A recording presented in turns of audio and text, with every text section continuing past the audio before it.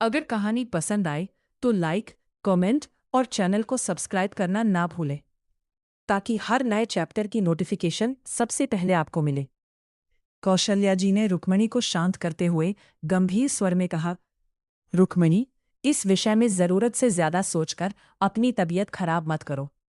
हम इस बारे में उचित समय आने पर महाराज से अवश्य विचार विमर्श करेंगे, लेकिन अभी नहीं। उन्होंने कुछ पल रुककर आगे कहा, पहले हमें चांदनी पर 2 दिनों तक गुप्त रूप से नजर रखनी होगी।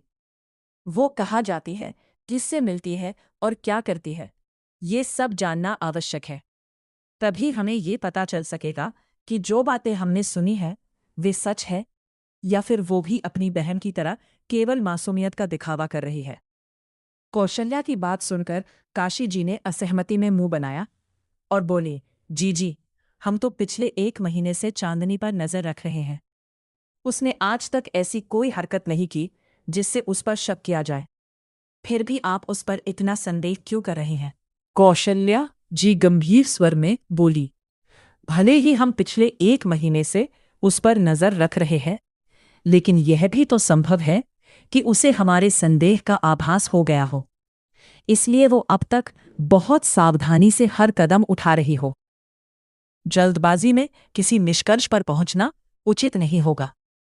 रुक्मणी ने सहमति में सिर हिलाते हुए कहा, आप बिल्कुल सही कह रही हैं, जी सा। हम भी अगले 2 दिनों तक उस पर कड़ी नजर रखेंगे। जब हमें पूरी सच्चाई का पता चल जाएगा, तभी हम महाराज के सामने यह विषय आपके साथ मिलकर रखेंगे। रुक्मणी के जाने के बाद कौशल्या जी ने अपनी सबसे विश्वसनीय सेविका को बुलवाया। सेविका के आते ही उन्होंने गंभीर स्वर में आदेश दिया, अगले 2 दिनों तक तुम हर समय महारानी चांदनी के साथ रहोगी। उन्हें एक पल के लिए भी अकेला नहीं छोड़ना, लेकिन ध्यान रहे, उन्हें जरा भी आभास नहीं होना चाहिए कि उन पर नजर रखी जा रही है। कुछ क्षण रुककर उन्होंने आगे कहा, यदि किसी भी परिस्थिति में उन्हें तुम्हारी सहायता की आवश्यकता पड़े तो एक साधारण व्यक्ति का रूप धारण करके उनके सामने जाना। किसी भी कीमत पर अपनी असली पहचान उजागर मत करना। सुबह की पहली सुनहरी किरण जैसे ही महल की खिड़कियों से होकर चांदनी के कक्ष में पहुंची, उसकी आंखें धीरे धीरे खुल गईं। वह बिस्तर से उठी, दोनों हाथ जोड़कर पूर्व दिशा को ओर मुख किया और श्रद्धा भाव से सूर्य देव को प्रणाम करते हुए सूर्य नमस्कार किया। प्रार्थना समाप्त होने के बाद वह खिड़की के पास जाकर बाहर उगते सूरज को देखने लगी। उसके होठों पर हल्की सी मुस्कान थी, लेकिन आंखों में वर्षों से दबा हुआ प्रतिशोध साफ झलक रहा था। वह धीमे लेकिन दृढ़ स्वर में बोली, आज से हमारे उद्देश्य की शुरुआत होगी, रतन प्रभा। जैसे तुमने हमारी जिंदगी से हमारी पतियों को छीन लिया था, वैसे ही अब हम तुम्हारी जिंदगी से एक एक करके तुम्हारे हर रिश्ते को छीन लेंगे। तुम्हें इसी दर्द का एहसास होगा जो वर्षों से हमारे हृदय में जल रहा है।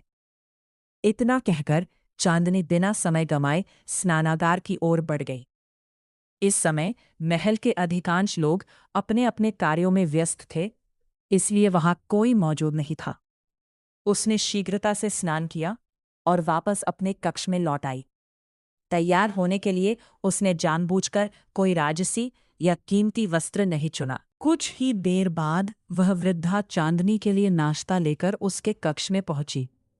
चांदनी को तैयार देखकर उसके चेहरे पर स्नेह भरी मुस्कान आ गई। वह बोली, बेटिया जल्दी से नाश्ता कर लो, उसके बाद हमें काम के लिए भी निकलना है। चांदनी ने मुस्कुराकर सिर हिलाया और बिना किसी नखरे के थाली में रखी सूखी रोटी और प्याज खाने लगी। एक रोटी खाने के बाद उसने दूसरी और तीसरी रोटी वृद्धा की ओर बढ़ाते हुए कहा, हमारा पेट भर गया है, ये दोनों रोटियां आप खा लीजिए। वृद्धा ने हैरानी से उसकी ओर देखा तो चांदनी मुस्कुराते हुए बोली, हमें पता है कि यह खाना आप अपने घर से लाई है। आपकी बहू शायद आपको भरपेट भोजन नहीं देती, इसलिए आप अपने हिस्से का खाना साथ लेकर आती है।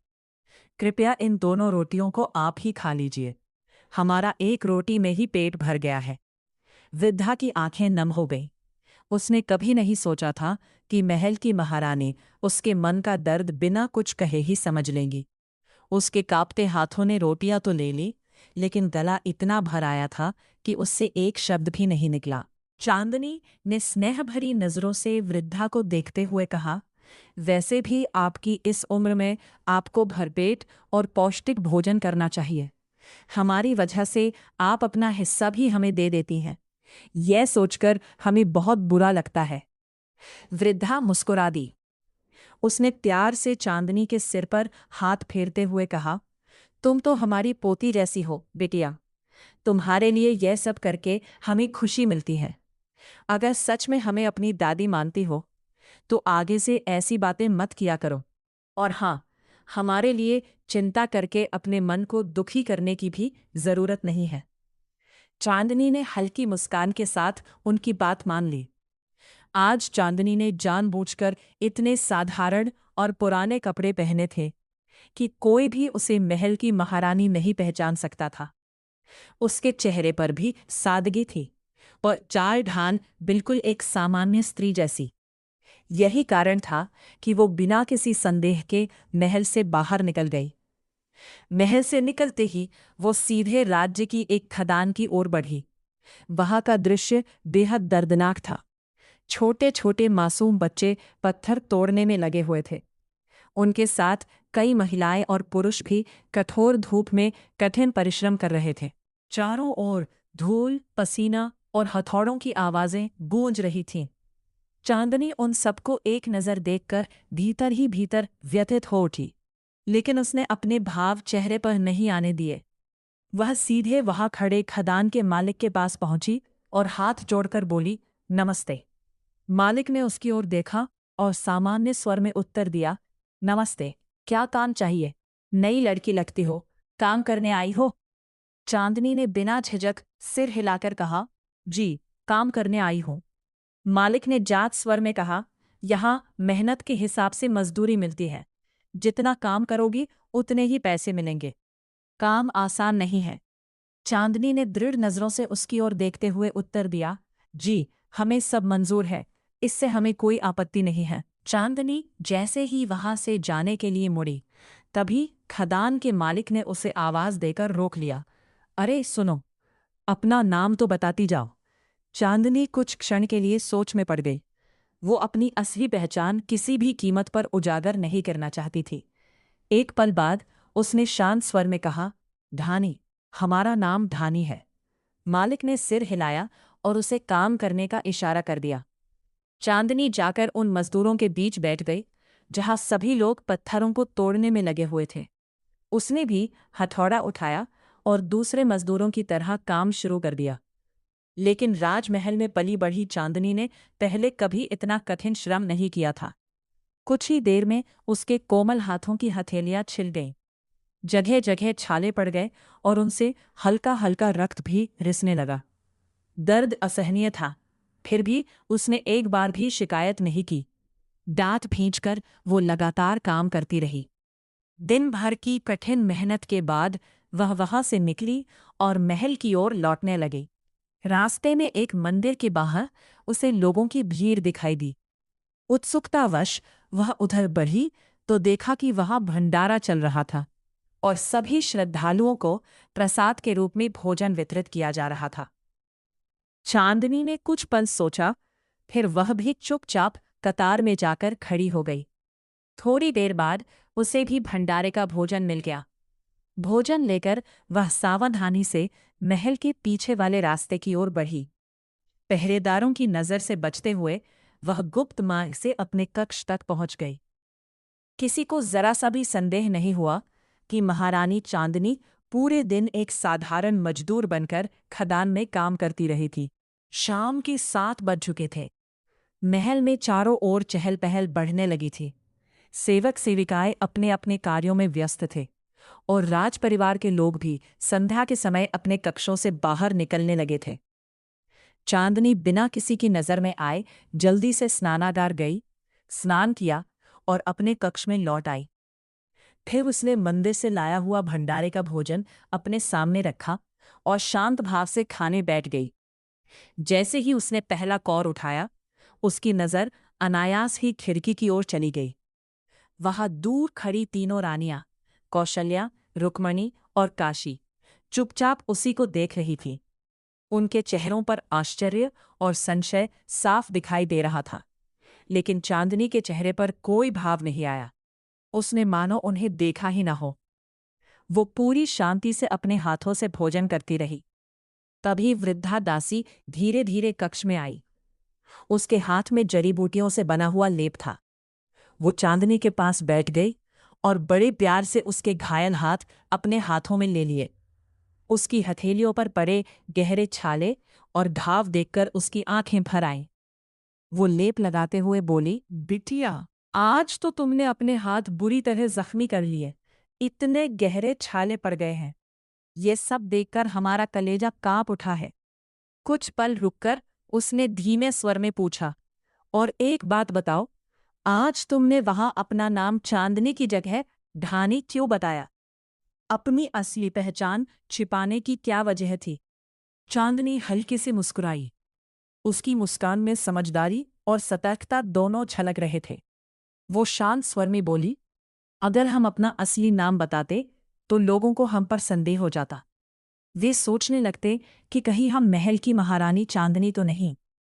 और यदि किसी ने हमारे चेहरे को ध्यान से देख लिया होता तो उनका शक यकीन में बदलने में देर नहीं लगती। वो कुछ पल रुकी, फिर आगे बोली, इसीलिए हमने अपना नाम ढानी बताया, ताकि यदि किसी के मन में जरा सा भी संदेह पैदा हो तो नाम सुनते ही उसका भ्रम दूर हो जाए और वो हमें एक साधारण मजबूर ही समझे। वृद्धा दासी उसकी दूरदर्शिता देखकर चुपचाप उसे निहारती रही। चांदनी ने गहरी सांस लेते हुए आगे कहा, और सबसे बड़ी बात, हम नहीं चाहते कि महल के बाहर किसी को ये पता चले कि एक महारानी होकर भी हमें अपनी आवश्यकताओं को पूरा करने के लिए एक सामान्य इंसान की तरह मेहनत मजदूरी करनी पड़ रही है। यदि ये बात लोगों तक पहुंच गई तो केवल हमारी नहीं बल्कि पूरे राज परिवार की प्रतिष्ठा पर भी प्रश्न उठेंगे। यह कहते हुए उसने अपने घायल हाथों की ओर देखा। दर्द तो बहुत था, लेकिन उसके चेहरे पर दर्द से अधिक अपने लक्ष्य को पूरा करने का दृढ़ संकल्प दिखाई दे रहा था। वृद्धा दासी ने प्रेम से उसकी ओर देखते हुए पूछा, बेटिया, यह भंडारे का भोजन तुम कहाँ से लेकर आई हो? चांदनी के होंठों पर हल्की सी मुस्कान आ गई। वह बोली, महल लौटते समय रास्ते में एक मंदिर में भंडारा चल रहा था। हमें भंडारे का भोजन बहुत पसंद है, इसलिए हम भी कतार में खड़े होकर अपने लिए थोड़ा सा प्रसाद ले आए। वह कुछ पल रुकी और शांत स्वर में आगे बोली, वैसे भी हमें पहले से ही आभास था कि आज हमें भोजन के लिए कोई बुलाने नहीं आएगा, इसलिए हमने सोचा कि इसी प्रसाद से अपना पेट भर लेंगे। कल सुबह भी हमें फिर से काम पर जाना है, इसलिए किसी पर निर्भर रहने से अच्छा था कि अपना भोजन पहले ही ले आए। चांदनी की आंखों में पुराने दिनों की यादें उतर आई। वह धीमे स्वर में बोली, जब हम चित्रकूट वाटिका में रहते थे तब भी कई बार हमारे पास खाने के लिए कुछ नहीं होता था। उन दिनों मंदिर का भंडारा ही हमारा सहारा बनता था। हम वहीं से प्रसाद लाकर अपना पेट भर लेते थे, इसलिए आज भी उस भोजन में हमें अपनापन और संतोष महसूस होता है। चांदनी ने थाली वृद्धा दासी की ओर बढ़ाते हुए मुस्कुराकर कहा, दादी, भोजन काफी है, आइए आप भी हमारे साथ खा लीजिए, हम दोनों का आराम से पेट भर जाएगा। वृद्धा दासी ने पहले तो मना करने की कोशिश की, लेकिन चांदनी के बार बार आग्रह करने पर वह मुस्कुरा दी और उसके पास बैठकर उसी थाली में भोजन करने लगी। दोनों के चेहरों पर एक अनोखा अपनापन और स्नेह झलक रहा था। खिड़की के बाहर खड़ी तीनों रानियां यह दृश्य चुपचाप देख रही थीं। उनके चेहरों पर हल्की सी मुस्कान थी, लेकिन आंखों में दर्द और पश्चाताप साफ दिखाई दे रहा था।